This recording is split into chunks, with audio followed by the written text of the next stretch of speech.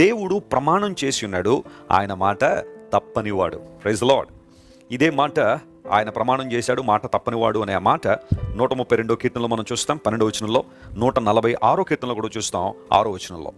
బైబిల్లో అనేక చోట్ల ఈ మాట రాయబడడానికి ఉద్దేశం ఏంటంటే, దేవుడు మాట ఇస్తే ఆయన మాట తప్పిపోయేవాడు కాదు. నిత్య జీవితంలో చాలామంది మనకి ఎన్నో మాటలు ఇస్తూ ఉంటారు, ప్రమాణాలు చేస్తూ ఉంటారు.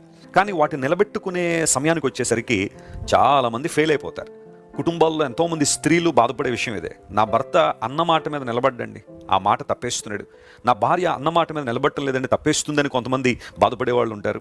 పిల్లలు అన్న మాట మీద నిలబట్టలేదు అని బాధపడేవాళ్ళు. ప్రపంచవ్యాప్తంగా ఈ సమస్య ఉంది. అయితే గమనించిన ప్రియులారా, మనుషులు మాట ఇచ్చి తప్పిపోతారేమో, ఎందుకంటే మానవ మాతృలు అంతకన్నా చేసేది పెద్ద ఏం కనబడదు. కానీ దేవుడు అలాంటి వాడు కాదు కదా. దేవుడు నరమాత్రుడు కాదు కదా. ఆయన మాట ఇచ్చి తప్పిపోవడానికి ఆయన స్వయంభవుడు, సర్వాధికారైన దేవుడు, సర్వోన్నతుని దేవుడు. ఆయన మాట ఇచ్చి తప్పనివాడు.